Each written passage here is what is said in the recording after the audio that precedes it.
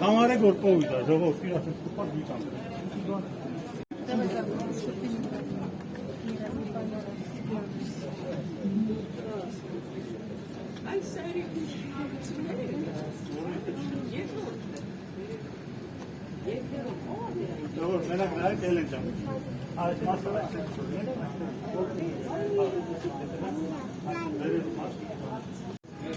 Երկիր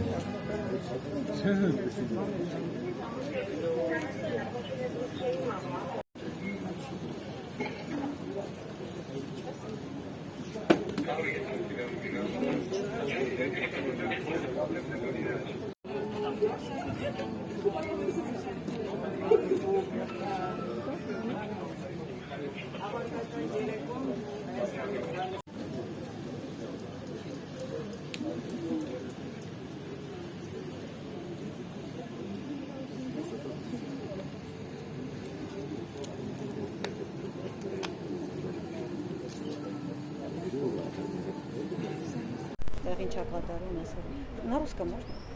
На русском хочешь, да? Հայերեն կասեմ, ավելի լավ է, էլի։ Ուրեմն այսպես։ Հայաստանի բնակիչների կողմից արտոնագրված վարչապետը, այսպես կոչված, իրավունք չունի ամենայն հայոց կաթողիկոսի ընտրության հարց դնելու կամ չդնելու։ Նա ամենայն հայոց կաթողիկոս է, նա կաթողիկոսն է 10 միլիոն հայության։ Նրան ունի նվիրապետություն հայրապետական, դա Անտիլիասի կաթողիկոսությունն է եւ ունի դարձյալ երկու պատրիարքական նվիրապետություն, դա Պոլսի եւ Երուսաղեմի պատրիարքարաններն են։ Եպիսկոպոսները, որոնք ձեռնադրվել են պատրիարքներ այդտեղ, նրանք բոլորը ստացել են օրհնություն ամենայն հայոց կաթողիկոսից։ Այսօր հարցականի տակ դնելով կաթողիկոսի հեղինակությունը, բարձրարկելով եւ զրպարտելով կաթողիկոսին, հարվածի տակ է դրվում եւ Երուսաղեմի պատրիարքությունը եւ Պոլսի պատրիարքարանը։ Զրոյացվում են այն հոգեվորականները եւ նրանց կատարած բոլոր ծեսերը, ներառյալ մկրտումները, որոնք երեխաներ են մկրտել, թաղման արարողություններ են կատարել եւ հատկապես Եռաբլուրում յուղարկավորված մեր երեխաների թաղման արարողությունները։ Դրանք բոլորը զրոյացվում են, քանի որ այդ հոգեվորականները հիմնականում ձեռնադրված են ներկա կաթողիկոսի կողմից։ Զրոյացվում են նաեւ նախկին կաթողիկոսները, Վազգեն Վեհափառը, Վազգեն առաջին Վեհափառը, քանի որ ինքն է ձեռնադրել եպիսկոպոս ներկայիս կաթողիկոսի։ Բացի դրանից ներկայիս կաթողիկոսը կաթողիկոսական աթոռին նստել է 4 պատրիարքի օրհնությամբ, 3 պատրիարքի օրհնությամբ, դա Կիլիկիո ամենայն հայոց մեծին տանը Կիլիկիո կաթողիկոսի օրհնությամբ, Երուսաղեմի պատրիարքի օրհնությամբ եւ Պոլսի պատրիարքի օրհնությամբ։ Պոլսինը, եթե չեմ սխալվում, այն ժամանակ Մեսրոպ Վարդան Մութաֆյանն էր։ Զրոյացվում են նաեւ այդ պատրիարքների օրհնությունները։ Ինձ մոտ հարց է առաջանում։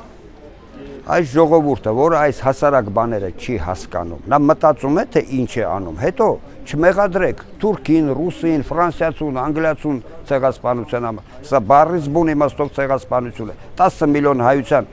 գոյությունը այսօր, գաղափարական գոյությունը, ինքնությունը դրված է շատ մեծ հարվածի տակ, հայաստանցի ժողովուրդը իրավունք չունեն, 2.5 են, թե 2 միլիոն են, որոշեն 10 միլիոնի ճակատագիրը։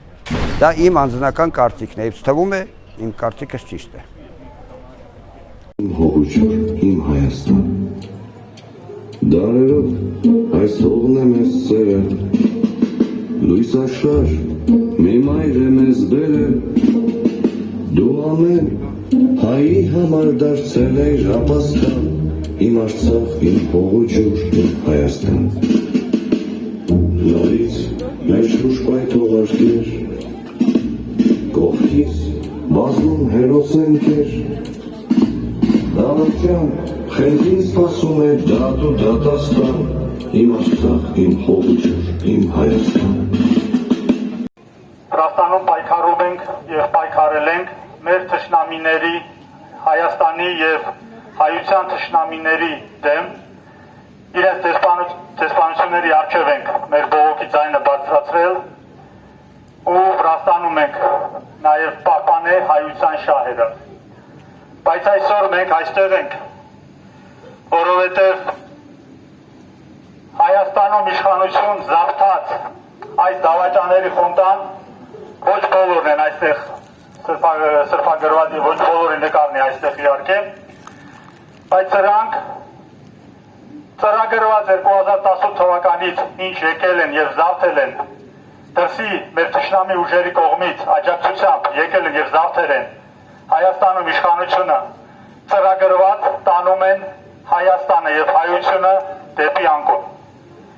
Ծրագրված քանդում են մեր բոլոր արժեքները։ 2018 թվականից սկսած իրենք սկսեցին վարկաբեկել եկեղեցին, սկսեցին պարակտել հանրությունը, սկսեցին պարակտել սփյուռքը, մարդկանց կիսելով սևի և սպիտակի, նախկիների և նորերի։ Եվ այսպես շարունակ ծրագրված հայտարարություններով հասցրեցին նրան, որ մեր թշնամիները օգտվեցին դրանով և հարձակվեցին Արցախի վրա։ Ծրագրված անկազմակերպ պատերազմ տարեցին և հանձնեցին դավաճանելով Արցախը։ Եվ դրանից հետո դավաճանաբար ճանաչեցին Արցախը Ադրբեջանի կազմում, ինչից հետո հնարավորություն տվեցին մեր թշնամուն հայաթափի Արցախը։ Եվ այսօր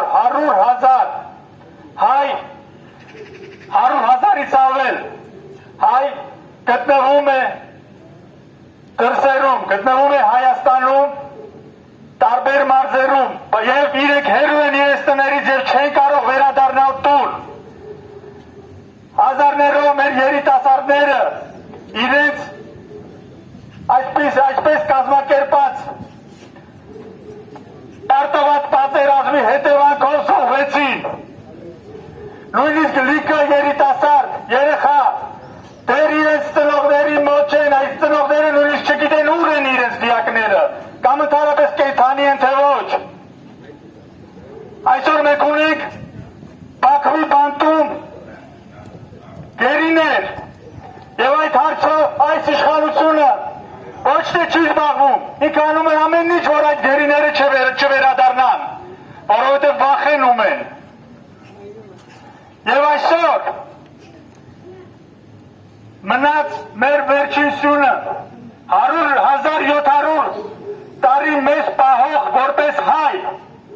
երբ չի եղի չենք ունեցել պետություն, մեր եկեղեցին մեզ պահել է և հասրել է մեզ մինչ այսօրը,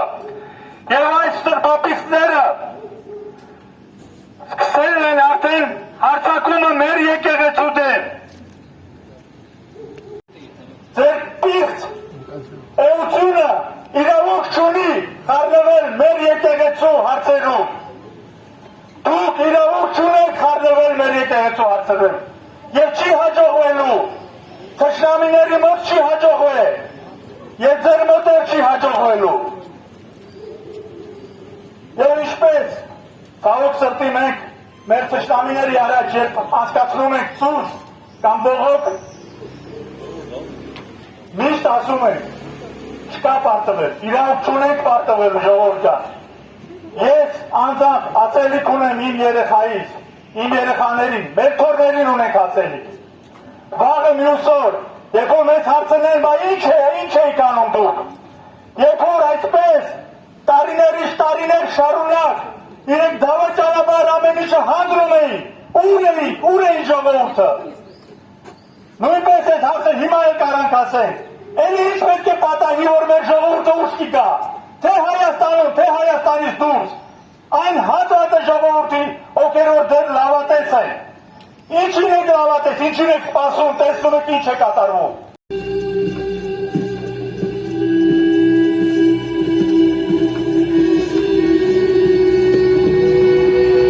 հետևողական հարձակումներին։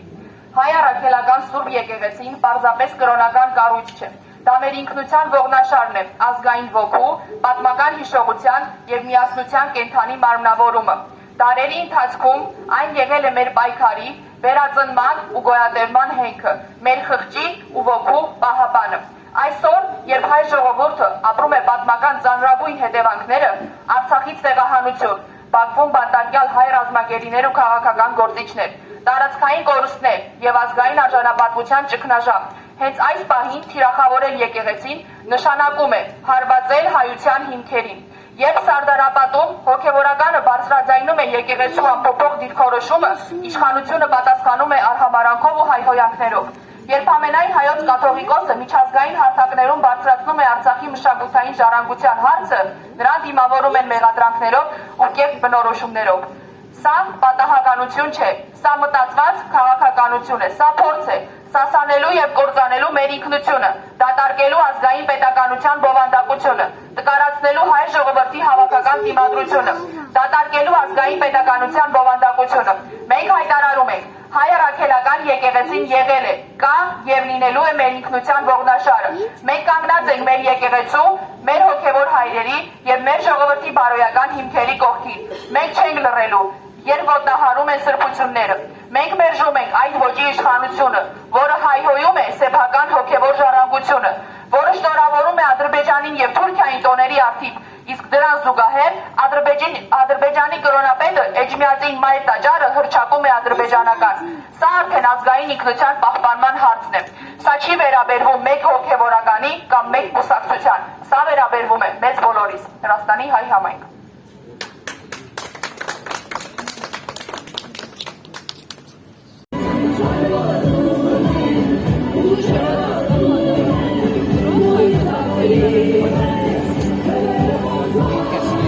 Ես ինչպես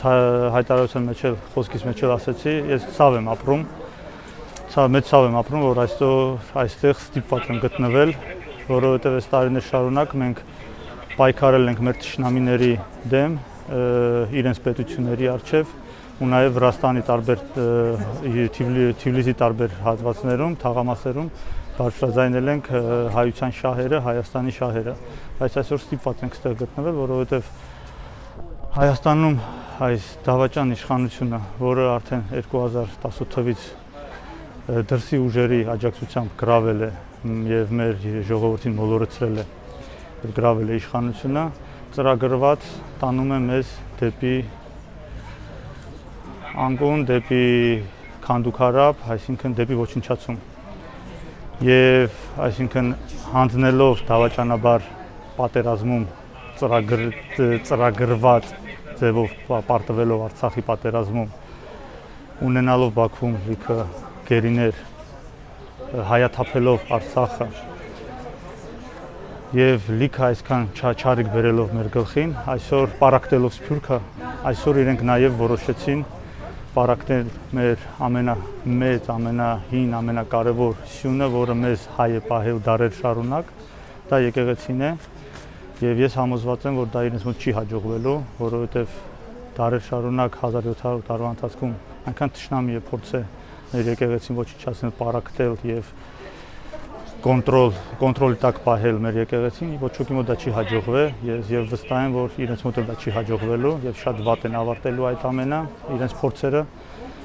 Եվ մենք այսօր ստեղ գտնվելով մեր բողոքի ձայնը ենք բարձրացնում եւ ասում ենք իրենց, որ հեռու մնացեք հայ եկեղեցուց, որովհետև ձեր նման պիղծերը, սրբապիղծ մարդիկ, որևէ իրավունք չունեն անդրադառնալ եւ ինչ որ մի ձև քննադատել եկեղեցին։ Արտուր ջան, դուք կազմակերպություն եք, բայց մենք կարելի է ասել, որ ամբողջ հայությունը, Վրաստանի հայությունը համամիտ է ձեր հետ եւ ինքը Գիտեք, դա շատ դժվար հարց է։ Ցավոք սրտի դա ոչ թե մենք կարանք խոսենք Վրաստանի հայության մասով, այլ ընդհանրապես աշխարհի հայությունը, թե Հայաստանի հայությունը։ Մեր ազգին ես ոնց հասկացա տարիների ընթացքում մոլորեցնելը շատ հեշտ է եւ ցավոք սրտի մեր ազգի մեջ լիքը մարդիկ կան, որ դեռ այս վտանգը մինչև վերջ չեն ընկալում եւ չեն հասկանում, թե ուր են գնում մենք եւ ինչ վտանգներ է մեզ սպասվում։ Եվ ես խոսքիս մեջ էլ ասեցի եւ այստեղ էլ ուզում եմ խորհուրդ տամ այդ մարդկանց, որ մտածեք, թե ինչ եք ասելու ձեր երեխաներին, ձեր թոռներին, երբ որ վաղը իրենք ձեզ հարց կտան, բա ո՞նց եղավ սենց, այսինքն մենք ունեինք Արցախ եւ այսօր չունենք։ Ո՞նց եղավ սենց, որ մենք ունեինք Հայաստան, անկախ եւ այսօր չգիտենք ինչ կլինի։ Եվ իրենք թող դրա մասին մտածեն եւ ժամանակին խորհուրդ կտամ եւ հույս ունեմ, որ մեր ժողովուրդը մեծամասնությունը այնքան ուժ եւ միասնություն կցուցաբերի, որ մենք կհաղթարենք այս դժվարությունը, պատով կհաղթահարենք եւ այս դժվարությունների տակով պատով կդուրս գանք։ Ես մեր երթի մասնակիցներից, մեր աջակիցներից ստեղ գտնվողները մեկը նշեց, որ 2.5 միլիոն հայություն 10 միլիոնից ընտրել է այս իշխանությանը, բայց ես համաձայն չեմ նրա հետ, նրա կարծիքի հետ, քանի որ այսօրվա դրությամբ գտնվող իշխանությունը չի հանդիսանում նույնիսկ Հայաստանի Հանրապետության քաղաքացիների մեծամասնությունից ստացած ձայներով իշխանություն 2.690.000 ընտրության իրավունք ունեցող քաղաքացիներից քվեարկել է մասնակցել է 1.200.000-ը, որոնցից 680.000-ն է քվեարկել նրանց օգտին։ Այսինքն նրանք 30%-ի մեծամասնություն չեն, 30%-ի իշխանություն են եւ բացի այդ ձայներն էլ ստացվել է խաբեության ճանապարհով, որովհետեւ կառավարության ծրագրում նշված է եղել հայկական Արցախ, այսօր հանձնեցին Արցախը։ Կառավարության ծրագրում հետ բերենք հողերը հանձնեցին։ Ոչ մի խոսք չի եղել, որ թույլ պետություն այսօր ամեն ինչ անում են հայի դեմ, հայ պետության դեմ, Հայաստանը քանդելու, հայ ժողովրդին պառակտելու դեմ։ Հայ եկեղեցին այն կառույցն է, որը դարերի վեր պահել է հայկական պետականությունը եւ այս քայլը հենց պետականության դեմ է։ Ու չկա առանց անցյալի չկա ներկա։ Պետք է հիշենք դա եւ հիշենք, իղձեր ունենանք Արցախը եւ մնացած բոլոր հայկականությունը վերականգնելու համար։ Սանտրի։ Ես Հայաստանի Հանրապետության քաղաքացի եմ, ցավոք սրտի այս պայն ապրում եմ Թիֆլիսում, ու շատը այսօրվա իշխանությունների վարած քաղաքականության հետ ես համաձայն չեմ, ես Հայաստանի Հանրապետության բանակի պայստազորի սպա եմ։ 44-օրյա պատերազմին մասնակցել եմ կամավոր, արդեն զորացված լինելով, առաջի օրվանից իմ ընկերների հետ միասին վերադարձել ենք մեր մարտական դիրքերը պաշտպանելու մեր երկիրը, բայց այսօրվա դրությամբ այս իշխանության գույն գլխավոր հրամանատար կոչվածի հրամանատարության պատրաստ չենք ու շատերը պատրաստ չեն պայքարելու, որովհետև ոչ թե պայքար է լինում, այլ գույն գլխավոր հրամանատարը դավաճանական քայլ է անելու այդ բոլորի նկատմամբ, բոլոր զինվորների սպաների ու այսօր տեսնում ենք Բաքվի բանտերում գերեվարված հայ զինվորների, չեմ նշում ռազմական ղեկավարության Արցախի, հասարակ զինվորների ճակատագիրը նրան չի հետաքրքրում։ Այդ դեպքում ինչ հույսով, ինչ ուժով, ինչ եռանդով պիտի հայ քաղաքացին, հայ զինվորը, հայ մարդը պայքարի այս ղեկավարության հրամանատարության ներքո, որը միայն քանդում է ու պառակտում է երկիրը։ Արուստամյան Սամասուտասամի աղարչամուհուչ Աշխարհով նշապ այս շենքում ովքեր որ գտնվում են, կամ ովքեր որ մուտքը գործեն շենք, շենքից դուրս գան,